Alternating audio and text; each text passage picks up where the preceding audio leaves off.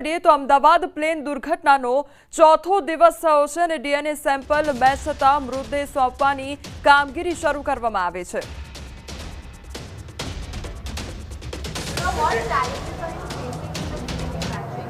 DNA matching is a process and that process by itself is very complex and complicated. So, जो उसका routine severe burns is the amount of samples that we have to process. Sir कितने लोग aircraft की match किए हैं data, कितने लोग medical college के डेटा मैच? ये नहीं ऐसा कुछ नहीं. ये जो हमारे पास डेटा है 32 सैंपल्स है वो एयरक्राफ्ट वाले ही है. Thank you. તો ડીએનએ સેમ્પલ લેવામાં આવી રહ્યા છે અને તે અંગેની કામગીરી હાથ ધરવામાં આવી રહી છે. તો અમદાવાદ પ્લેન દુર્ઘટનાનો આજે ચોથો દિવસ છે અને ડીએનએ સેમ્પલ મેચ થતાં મૃતદેહો સોંપવાની કામગીરી શરૂ કરવામાં આવી છે. તો અત્યાર સુધીમાં કુલ 12 જેટલા જે મૃતદેહો છે તે પરિવારજનોને સોંપવામાં આવ્યા છે. તો વિસનગરના 5માંથી 4 લોકોના મૃતદેહ સોંપવામાં આવ્યા છે. આ તરફ 31 ડીએનએ મેચ થયા છે તેમના પરિવારને જાણ કરવામાં આવી છે. વિજય રૂપાણીના ડીએનએ રિપોર્ટની હજુ રાહ જોવાઈ રહી છે. એર ઇન્ડિયા પ્લેન ક્રેશ મામલો અને અત્યાર સુધીમાં કુલ 12 મૃતદેહ સોંપવામાં આવ્યા છે. તો તંત્ર દ્વારા મૃતદેહને વતન પહોંચાડવાની પણ વ્યવસ્થા કરવામાં આવી છે. લંડન જઈ રહેલી ફ્લાઇટમાં વિસનગરના 5 લોકોના મોત નીપજ્યા હતા. 5 પૈકી 4 મૃતદેહ પરિવારને સોંપવામાં આવ્યા છે જ્યારે એક યુવતીનો મૃતદેહ સોંપવાનો બાકી છે. એર ઇન્ડિયાના પ્લેનને ક્ષતિગ્રસ્ત થવાના કારણે અમે જે રિસીવ કરેલા મૃતકો હતા એમાંથી 31 મૃતકોના ડીએનએ મેચિંગ થઈ ગયેલા છે અને એમાંથી 12 મૃતકોના જે રિલેટિવ્સ છે એ એમના સ્વજનના બોડી લઈ અને વિદાય થઈ ચૂક્યા છે. એટલે ગઈકાલની કમ્પેરિઝનમાં જુઓ તો ગઈકાલે સાંજે છેલ્લા 3 હતા, અત્યાર સુધીમાં બીજા 9 લઈ ગયા છે. એમ કહીને 12 ટોટલ બોડીઝ ડિલિવર કરવામાં આવ્યા છે. અમદાવાદ વિમાન દુર્ઘટનાને લઈને મોટા સમાચાર સામે આવી રહ્યા છે. બોઈંગની ટીમ તપાસમાં જોડાશે અને ટેકનિકલ સપોર્ટ પૂરો પાડશે બોઈંગની ટીમ. તો બોઈંગ 787 ડ્રીમલાઇનરની મેન્યુફેક્ચર કંપની છે. પ્લેન ક્રેશ ઘટનામાં આંતરરાષ્ટ્રીય એજન્સીઓની તપાસ હાથ ધરવામાં આવી રહી છે. હવે જે તપાસ છે તે તમામ ટીમ દ્વારા કરવામાં આવશે. ટેકનિકલ સપોર્ટ પણ પૂરો પાડવામાં આવશે. તો અમદાવાદ વિમાન દુર્ઘટનાને લઈને આ સૌથી મોટા સમાચાર સામે આવ્યા છે.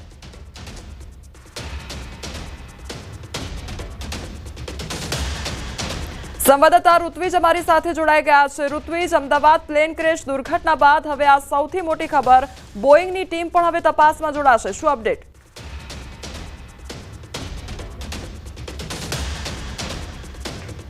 ઘટના સામે આવી હતી ને ત્યારબાદ અલગ અલગ સુરક્ષા એજન્સીઓ છે તેમના દ્વારા આ મામલે તપાસ હાથ ધરવામાં આવી છે અને ખાસ કરીને વાત કરીએ તો આજે દિવસ દરમિયાન જે બોઈંગની ટીમ છે તે પણ તપાસ હાથ ધરશે અને તે જે ટીમ છે તે પ્લેન દુર્ઘટના મામલે આખી તપાસ કરશે.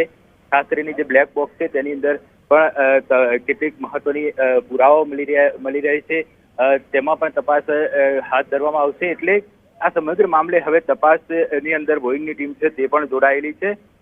ટેકનિકલ સપોર્ટ પૂરો પાડવા માટે આ બોઈંગની ટીમ છે એ ખૂબ જ મહત્વનો ભાગ ભજવશે. એટલે ખાસ કરીને જે ટીમ છે તે અમદાવાદ પણ આવી પહોંચી છે અને થોડી વારની અંદર ઘટના સ્થળ પર આવી પહોંચે તેવી શક્યતા રહેલી છે. જી ઋત્વિજ, સમગ્ર માહિતી બદલ આપનો આભાર.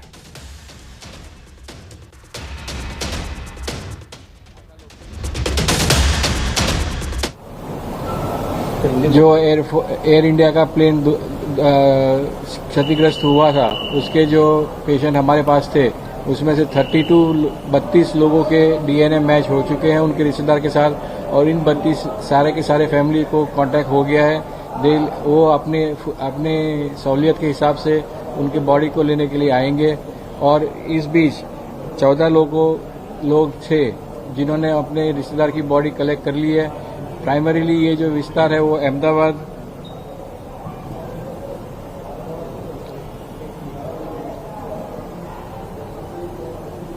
अहमदाबाद, बड़ौदा, खेड़ा, बोटाद, उदयपुर, महसाणा, विसनगर और अरवली इतने विस्तार में से फैमिलीज थे वो अपने रिश्तेदार की बॉडीज ले गए हैं. Thank you. धीरे-धीरे बताइएगा कहाँ की बॉडीज हैं? ये बॉडीज जो ले गए हैं वो Ahmedabad, Baroda, Kheda, Botad, Udaipur, Mehsana, Visnagar and Aravalli. I do not have that data. I received the data of the samples that has matched. Sir British નાગરિકોનું શું અત્યારે બ્રિટિશ ના, મારી નાગરિકો પાસે- સેમ્પલ લેવા એવું કંઈ કીધું છે Sorry, કરી છે? sorry. એ લોકોના સાથે વાતચીત થઈ છે, સેમ્પલ ના, સર. લેવાની કાર્યવાહી ચાલુ છે અત્યારે ડીએનએ ના સેમ્પલ લેવાની કોઈ કાર્યવાહી અત્યારે નથી થઈ રહી. તો બ્રિટિશ નાગરિકોનો આપણે સંપર્ક કર્યો તો લગભગ 59 જેવા એ લોકો હતા જે હા બહારના વિદેશના. એમની સાથે શું થયું? અત્યારે મારી પાસે એનો કોઈ ડેટા નથી. Now, what challenges are you facing in the DNA matching? DNA matching is a process and that process by itself is very complex and complicated. So जो उसका routine Considering the severe burns that were there, severe burns is the amount of samples that we have to process. Sir जितने लोग aircraft के match किए हैं data और जितने लोग मेडिकल कॉलेज के डेटा मैच कर ये नहीं ऐसा कुछ नहीं. ये जो हमारे पास डेटा है 32 सैंपल्स हैं वो एयरक्राफ्ट वाले ही हैं. Thank you.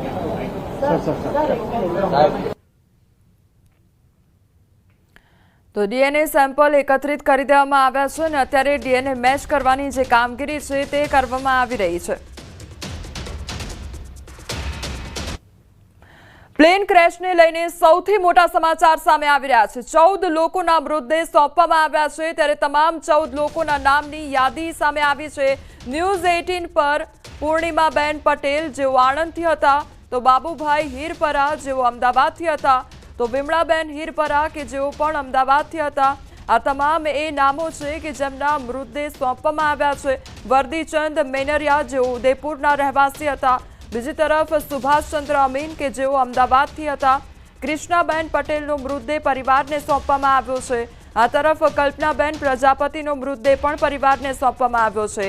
દશરથભાઈ પટેલનો મૃતદેહ પરિવારને સોંપવામાં આવ્યો છે. આ તમામ એ નામો છે કે જેમના જે મૃતદેહ છે તે પરિવારજનોને સોંપવામાં આવ્યા છે. ડાહીબેન પટેલનો મૃતદેહ પરિવારને સોંપવામાં આવ્યો છે. તો અંજનાબેન શર્મા જેઓનો મૃતદેહ પરિવારને સોંપાયો. જયાબેન ગુજ્જરનો પણ મૃતદેહ પરિવારને સોંપાયો છે. કૈલાશબેન પટેલ તેમજ હાર્દિક અવૈયાનો મૃતદેહ પણ પરિવારજનોને સોંપવામાં આવ્યો છે. દિનેશ કુમાર પટેલનો મૃતદેહ પરિવારને સોંપવામાં આવ્યો છે. આ 14 એ લોકોના નામ છે કે જેમના જે મૃતદેહો છે તે પરિવારજનોને સોંપવામાં આવ્યા છે અને અન્ય જે મૃતદેહો છે તેમના ડીએનએ સેમ્પલ ચકાસણીની કામગીરી કરવામાં આવી રહી છે. પરિવારજનો તરફથી જે બ્લડ સેમ્પલ આપવામાં આવ્યા છે તેને લઈને હવે તપાસ કરવામાં આવી રહી છે અને થોડો વિલંબ લાગી શકે છે, પરંતુ તમામ જે મૃતદેહો છે તે તપાસ કર્યા બાદ પરિવારજનોને સોંપવામાં આવશે. પરંતુ તે પહેલા આ 14 નામો સામે આવ્યા છે. 14 મૃતદેહો કે જે પરિવારજનોને સોંપવામાં આવ્યા છે. સંવાદદાતા પ્રણવ અમારી સાથે જોડાઈ ગયા છે.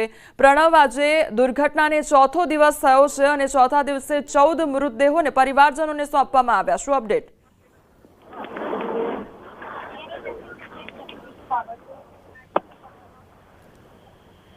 જી પ્રણવ.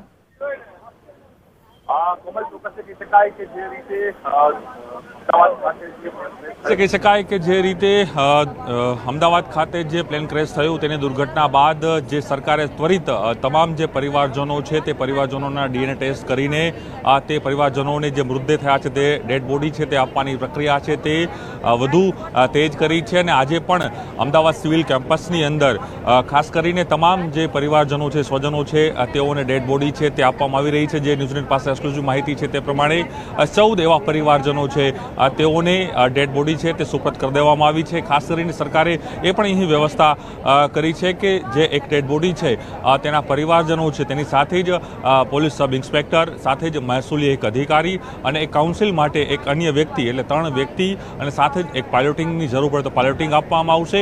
અને સાથે જ એમ્બ્યુલન્સ અને કોઈપણ જે વ્યવસ્થાઓ છે તે વ્યવસ્થાઓ કરવા માટે સરકારે અહીં જે સરકારે પોતાની જે પ્લાન છે તે અહીં બનાવ્યું છે. અને સતત એ કહી શકાય કે અલગ અલગ જે ડેડ બોડીઓ છે વહેલી સવારથી જ આપવાની જે પ્રક્રિયા છે તે શરૂ કરી દેવામાં આવી છે. અને જે ડીએનએ ટેસ્ટ છે તે મેચિંગ થઈ રહ્યા છે. અત્યાર સુધીમાં 40થી પણ વધુ ડીએનએ જે ટેસ્ટ છે તે મેચ થઈ ચૂક્યા છે. અને 14થી પણ વધુ જે ડેડ બોડીઓ છે જેની પરિવારજનો અહીં પહોંચ્યા છે તે પરિવારજનોને ડેડ બોડી છે તે સુપરત કરી દેવામાં આવી છે. અને આગળની જે કાર્યવાહી છે સરકાર હજુ પણ કરી રહી છે, કારણ કે આની અંદર અનેક વિદેશી નાગરિકો પણ હતા, એટલે વિદેશી નાગરિકોને પણ લઈને પણ અલાયદી વ્યવસ્થા સરકારે અહીં કરી છે. જી પ્રણવ, સમગ્ર માહિતી બદલ આપનો આભાર. 14 નામો છે કે જેમના મૃતદેહો પરિવારજનોને સોંપવામાં આવ્યા છે. તો પરિવારોને સોંપાયેલા મૃતદેહોની યાદી ન્યૂઝ 18 ગુજરાતી પર ત્યારે ગુજરાતના પૂર્વ મુખ્યમંત્રી વિજયભાઈ રૂપાણીના પાર્થિવ દેહને રાજકોટ લાવવામાં આવશે. રાજકોટ શહેર પોલીસે જાહેરનામું બહાર પાડ્યું છે. રૂટ પર તમામ વાહનોની પ્રવેશબંધી તેમજ નો પાર્કિંગ ઝોન રહેશે. એમ્બ્યુલન્સ દ્વારા પાર્થિવ દેહને અમદાવાદથી ગ્રીનલેન્ડ ચોકડી ખાતે લાવવામાં આવશે. ત્યાંથી સબવાહિનીમાં પાર્થિવ દેહને પ્રકાશ સોસાયટી ખાતે લઈ જવામાં આવશે.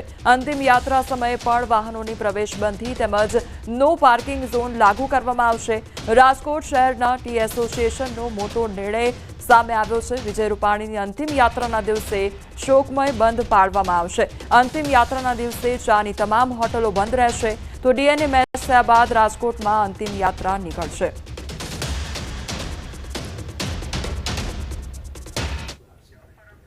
અમદાવાદ વિમાન દુર્ઘટના બાદ ન્યૂઝ 18 ગુજરાતી પહોંચ્યું બોઈંગ 787ના મેન્યુફેક્ચરિંગ બોઈંગ 737-200માં.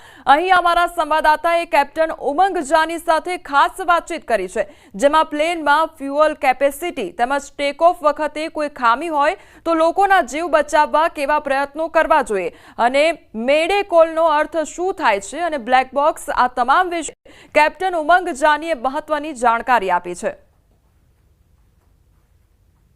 કેવી રીતે તમને ખ્યાલ આવે છે કે કશુંક ચૂકતું થવા જઈ રહ્યું છે? હવે જે મોડર્ન વિમાનો છે એમાં તો ફોલ્ટ સપોઝ જનરેટ થાય, ફોલ્ટ એવા હોય છે કે તમને પહેલેથી અંદેશો આવવા લાગે કે આગળ જતા ફોલ્ટ થઈ શકે છે. તો તમારી પાસે એવો કઈ ચાન્સીસ હોય છે કે જેમ કે ધીમે ધીમે કોઈ ટેમ્પરેચર ક્યાંક શૂટઅપ થઈ રહ્યું છે, તો એનો મતલબ કે આગળ સમસ્યા થઈ શકે છે. પણ અમુક પ્રોબ્લેમ્સ એવા આવી જાય છે, અમુક પ્રોબ્લેમ્સ એવા આવી જાય છે કે જેમાં તમારી પાસે બચવાના કોઈ ચાન્સીસ નથી હોતા. જેમ કે સપોઝ ટેક ઓફ થયા પછી તરત જ કોઈ ટેકનિકલ ફોલ્ટ જનરેટ થયો હોય તો તમે જમીનથી જ્યારે બહુ ઓછી ઊંચાઈ પર હો ત્યારે તમને રિકવર કરવાનો ટાઈમ નથી મળતો. બિલકુલ જી બિલકુલ. તો આવી ઘટનાની અંદર જ્યારે રિકવર કરવાનો આપણી પાસે સમય જ નથી, સૌથી પહેલું તમે એટીએસને સંપર્ક કરશો. કેવી રીતે કરશો એટીસીને સંપર્ક કરવા માટે? જ્યારે ટેક ઓફ કરવામાં આવે છે અથવા તો એ વખતે ગ્રાઉન્ડ મુવમેન્ટ થતી હોય વિમાનની, જેને આપણે ટેક્સિંગ કહીએ છીએ કે પાર્કિંગમાં હોય ત્યારે પછી ટેક્સિંગ થાય ને પછી એ ટેક ઓફ કરે. એ દરમિયાન તે પર્ટિક્યુલર જે વિમાન હોય છે એ પર્ટિક્યુલર એટીસી સાથેના સંપર્કમાં હોય છે. તો એ જે કમ્યુનિકેશન ફ્રીક્વન્સી હોય છે એ કમ્યુનિકેશન ફ્રીક્વન્સી અમે આ સેટ ઉપરથી એને ટ્યુન કરીને રાખતા હોઈએ છીએ ટેક ઓફ પહેલાં જ.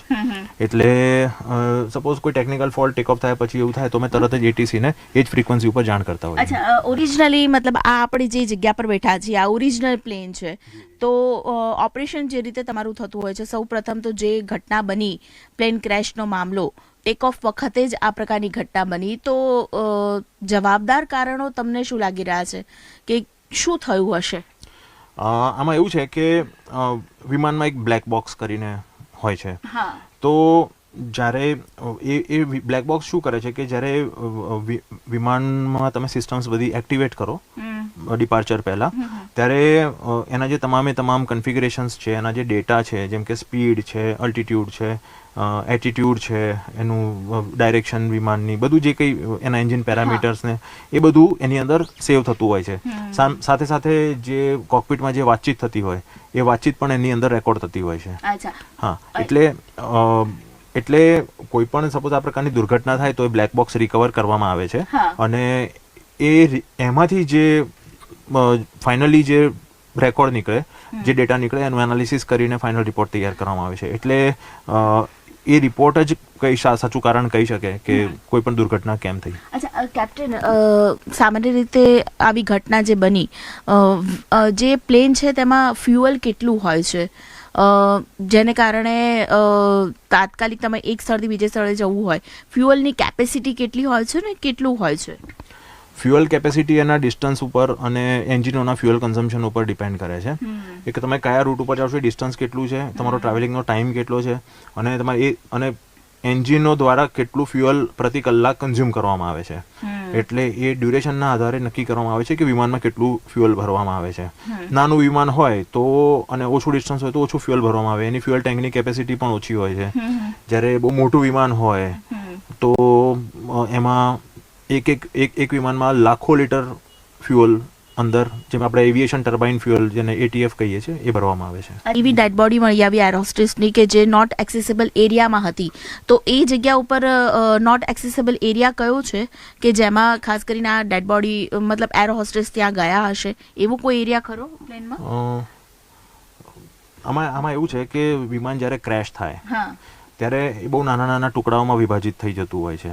એટલે એ જે સપોઝ એવું કંઈક મળે તો બી આપણે એવું કંઈ નક્કરપણે કહી ના શકીએ કે એ પર્ટિક્યુલર જે એર હોસ્ટેસ એ એરિયામાં બેસીને ટ્રાવેલ કરતી હશે એમ. હા, કારણ કે એટલા નાના નાના ટુકડા થઈ જાય, શરીરના પણ ટુકડા થઈ જતા હોય છે.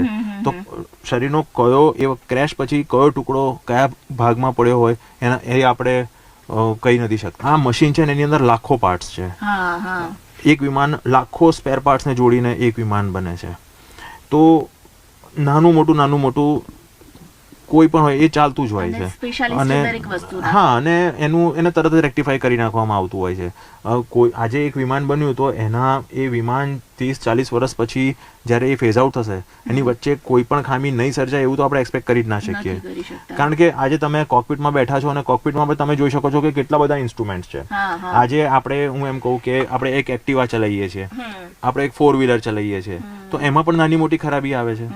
તો આ એક મશીન છે, એમાં નાની મોટી ખામી આવતી હોય છે અને તરત રેક્ટિફાઈ પણ કરી નાખવામાં આવતી હોય છે. અત્યારે આપણે જે જગ્યા પર જે પ્લેનમાં ઉપસ્થિત છીએ, કયું છે આ પ્લેન? એ જ મેન્યુફેક્ચરિંગ છે જે બોઈંગ 787 ને બનાવવામાં આવ્યું? હા, આ છે બોઈંગ કંપનીનું. બોઈંગ આજે આપણે જે બેઠા છીએ બોઈંગ 737-200 પ્રકારનું વિમાન છે. જી, જે આપણે બેઠા છીએ 737 છે. અને જે પ્લેન ક્રેશ થયું 787 એ ડ્રીમલાઇનર હતું.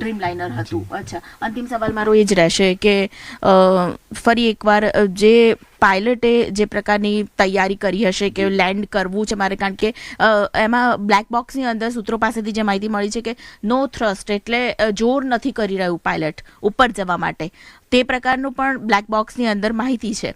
તો અગેન ઘણી બધો પ્રયત્ન કર્યો હશે અને આ ઘણા બધા પ્રયત્નમાં કયા પ્રયત્નો છે જેમાં નિષ્ફળ થયા છીએ?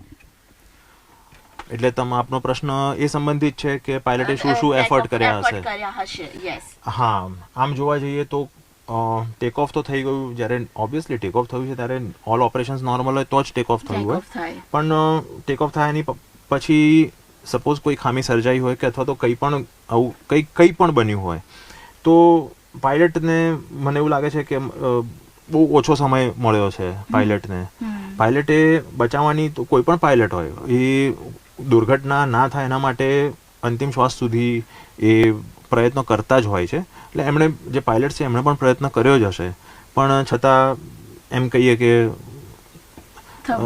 જે થવા કાળે જે થતું હોય છે તે જ થતું હોય છે. એટલે એ વિમાન દુર્ઘટનાગ્રસ્ત એ પ્રમાણે. પ્લેન ક્રેશ મામલે એફએસએલના ડિરેક્ટર એચપી સંઘવીનું નિવેદન સામે આવ્યું છે. મૃતદેહોને પરિવારોને સોંપવાની પ્રક્રિયા શરૂ કરી દેવામાં આવી છે. તો 36 નિષ્ણાંતોની ટીમ અત્યારે કામગીરી કરી રહી છે. શક્ય તેટલી વહેલી તકે કાર્ય પૂર્ણ પણ કરવામાં આવશે. તમામ જે મૃતદેહો છે તે અત્યારે સોંપવામાં આવી રહ્યા છે. का पार्थिव देह उनके जो परिवारजन है उनको देने की प्रक्रिया में डीएनए परीक्षण एक खूब ज अहम भूमिका रखता है, क्योंकि हम उसी परिवार को उसके ही जो स्नेहीजन था उसका हम ये जो पार्थिव देह है उनको सौंप सकते हैं और उनकी जो अंतिम क्रिया है उसको वो कर सकते हैं. उस प्लेन का टेम्परेचर खूब ज़्यादा होता है जिसकी वजह से शरीर के विभिन्न भागों में रहा हुआ जो डीएनए है वो खूब ज मतलब डैमेज हो सकता है. इसी वजह से उसमें परीक्षण में खूब ज जटिलता रहती है और उसमें समय भी लगता है. અમદાવાદ વિમાન દુર્ઘટના કેસ અને તેમાં વડોદરાના પરિવારને કડવો અનુભવ થયો છે. મૃતકના પરિવારને કડવો અનુભવ થયો છે. મૃતદેહ લેવા વડોદરાથી પરિવાર આવ્યો હતો. મૃતક નેન્સીના પરિવારને તંત્રએ જાણ કરી હતી. મૃતક પરિવારને મૃતદેહ માટે 2 એમ્બ્યુલન્સ પણ આપી હતી. તો વડોદરાથી 2 એમ્બ્યુલન્સ સાથે તેઓ આવ્યા હતા અને અમદાવાદ અહીં આવ્યા બાદ જાણ થઈ કે નેન્સીનો રિપોર્ટ આવ્યો નથી. મૃતદેહ ન મળતા પરિવાર નિરાશ થયો હતો. તો અમદાવાદ બોલાવ્યા બાદ પણ મૃતદેહ ન મળ્યો અને નેન્સીનો રિપોર્ટ હજુ આવવાનો બાકી છે. એકચ્યુઅલ જે ટાઈમે કોલ આવ્યો તે ટાઈમે હું હાજર નહોતો, પણ પછી મને ચિંટુએ ફોન કર્યો કે માસા આપણે આ રીતના અમદાવાદ જવાનું છે, તંત્રમાંથી ફોન ને બધું પ્રોવાઈડ કર્યું છે, એટલે અમે પછી નીકળ્યા ત્યાંથી. અહીંયા આવવા. અહીંયા આવ્યા પછી શું જવાબ આપ્યો? અહીંયા આવ્યા પછી તો મને એવું મળે છે કે અહીંયા તમારો કેસનું અમે જાણ કરી જ નથી ને તમારા કેસનું DNA ટેસ્ટ રિપોર્ટ આવ્યો નથી ને તમને અમે કોલ કર્યો જ નથી. અમને કલેક્ટર કચેરી દ્વારા કહેવામાં આવ્યું કે આ તમારે આજે થઈ ગયું છે DNA ટેસ્ટ અને તમારું મેચ થઈ ગયું, તમને બોલાવે છે. અમને એમ્બ્યુલન્સ આપી, 2 માણસો પણ આપ્યા. અહીંયા આવીને એવું કહે છે કે હવે તમારું તો 9 જ જણનું ચેક થયું છે, DNA મેચ થયું છે, તમારું નામ નથી. અમદાવાદ વિમાન દુર્ઘટનામાં અરવલ્લીના મોડાસાના લોકોનું પણ અવસાન થયું છે. ત્યારે મૃતકના પરિવારને સાબરકાંઠાના સાંસદ શોભનાબેન બારૈયાએ સાંત્વના પાઠવી છે. ડુગરવાડા ખાતે સાંસદે મૃતક જયશ્રીબેનના પરિવારજનો સાથે મુલાકાત કરી લંડનથી આવેલા મૃતક જયશ્રીબેન પટેલના પતિ રાધે પટેલને હિંમત આપી છે. સાથે સુકૂન પાર્ક ખાતે મૃતક નૂરજહાંના પરિવારજનોને પણ સાંત્વના પાઠવી મૃતક મહિલાઓના પરિવારને દુઃખની ઘડીમાં હિંમત આપી. જયશ્રીબેનનું દુર્ઘટનામાં આકસ્મિક રીતે મૃત્યુ પામ્યા છે, દેવલોક પામ્યા છે. એમના પરિવારને મળીને, એમના પરિવારના સભ્યોને મળીને એમને સાંત્વના પાઠવીએ છીએ અને પ્રભુને પ્રાર્થના કરીએ છીએ કે એમના પરિવારને આ જે આફત આવી પડી છે એને સહન કરવાની, દુઃખ સહન કરવાની શક્તિ આપે અને જયશ્રીબેનના જે આત્મા છે એને પ્રભુ શાંતિ આપે અને પરિવારને દુઃખ સહન કરવાની શક્તિ આપે. એના માટે અમે એમના પરિવારની સ્નેહીજનોને મળી અને સાંત્વના પાઠવીએ છીએ. અન્ય સમાચાર પર હવે નજર કરીએ તો બનાસકાંઠામાં સિઝનમાં પ્રથમ વરસાદમાં ખેડૂતોને નુકસાન વેઠવાનો વારો આવ્યો છે. થરાદમાં બાજરીના પાકને વરસાદથી નુકસાન થયું છે તો જમણા ગામે બાજરી પર પાણી ફરી વળ્યું છે. ખેડૂતોની 4 મહિનાની મહેનત પાણીમાં ગઈ હોય તે પ્રકારની પરિસ્થિતિ સર્જાઈ છે.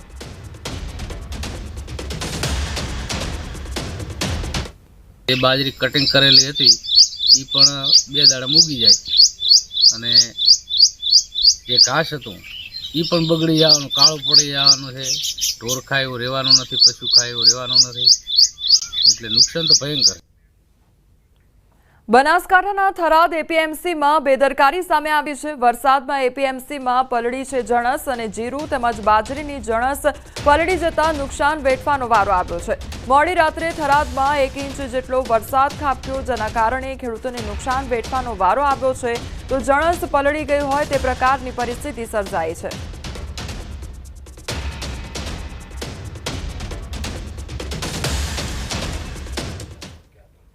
રાજકોટ જિલ્લામાં વરસાદ બાદ વાવણી શરૂ થઈ અને કાલે જિલ્લામાં 4 ઇંચ સુધી વરસાદ ખાબકી ગયો. ખેડૂતોએ વહેલી સવારથી જ શરૂ કરી વાવણી અને મગફળી, કપાસ, સોયાબીનના પાકનું વાવેતર શરૂ કર્યું તો વાવણી લાયક વરસાદ પડતા ખેડૂતોમાં ખુશીની લાગણી છવાઈ છે. સમયસર વાવણીથી ખેડૂતોને ફાયદો પણ થઈ શકે છે.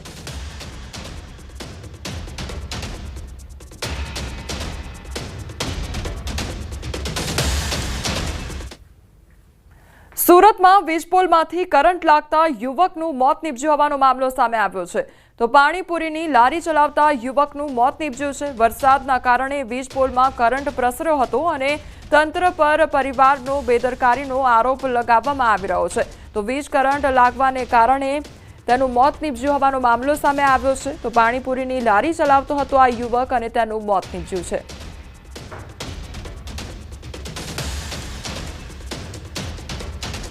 खंबे से करंट पास हुआ और बहुत ज़्यादा डिस्टेंस में, जबकि उतना नहीं लगना चाहिए, उस डिस्टेंस में भी वो पकड़ा गया, उधर वो खींचा गया और उससे उसकी मौत हो गई. રાજકોટના ધોરાજીમાં નદીમાંથી મૃતદેહ મળી આવ્યો છે. ધોરાજીના વેગડી પાસે આવેલી ભાદર નદીમાંથી તરતી હાલતમાં મૃતદેહ મળી આવ્યો છે તો સ્થાનિકોએ પોલીસની જાણ કરતા ફાયર વિભાગ અને પોલીસની ટીમ ઘટનાસ્થળે પહોંચી આવી. ફાયર વિભાગે અજાણ્યા વ્યક્તિનો મૃતદેહ બહાર કાઢ્યો તો મૃતદેહને પીએમ માટે ધોરાજી સિવિલ ખસેડાયો. તાલુકા પોલીસે વધુ તપાસ હાથ ધરી છે.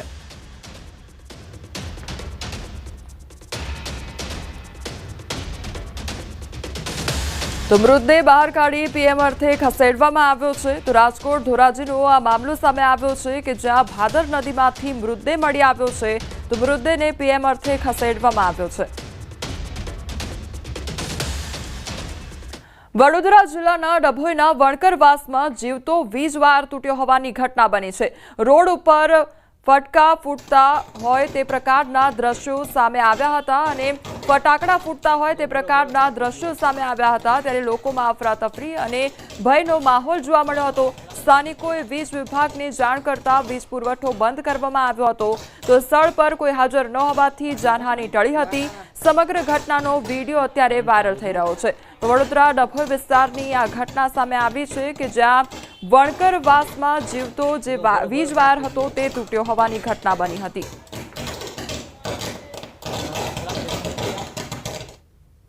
ઉત્તરાખંડમાં વધુ એક હેલિકોપ્ટર ક્રેશ થવાનો મામલો સામે આવ્યો છે। ગૌરીકુંડ પાસે જંગલમાં હેલિકોપ્ટર ક્રેશ થયું તો હેલિકોપ્ટરમાં પાયલટ સહિત 7 લોકો સવાર હતા। ખરાબ હવામાનને કારણે હેલિકોપ્ટર ક્રેશ થયું અને દહેરાદૂનથી કેદારનાથ જઈ રહેલું હેલિકોપ્ટર સવારે 5:30 કલાકે ગૌરીકુંડ પાસે ક્રેશ થયું હતું। તો સીએમ ધામીએ દુઃખ વ્યક્ત કર્યું છે અને 8 દિવસ પહેલા રુદ્રપ્રયાગમાં એક હેલિકોપ્ટરનું ઇમરજન્સી લેન્ડિંગ કરવામાં આવ્યું હતું અને લગભગ અઠવાડિયામાં આ બીજી જે ઘટના સામે આવી છે કે જ્યાં હેલિકોપ્ટર ક્રેશ થવાનો મામલો સામે આવ્યો છે। પહેલા ઇમરજન્સી લેન્ડિંગ કરવામાં આવ્યું હતું અઠવાડિયા અગાઉ અને અઠવાડિયા બાદ આજે બીજી ઘટના સામે આવી છે, તેમાં હેલિકોપ્ટર ક્રેશ થવાનો મામલો સામે આવ્યો છે અને આ હેલિકોપ્ટરમાં 7 લોકો સવાર હતા જેમના મોત નીપજ્યા છે।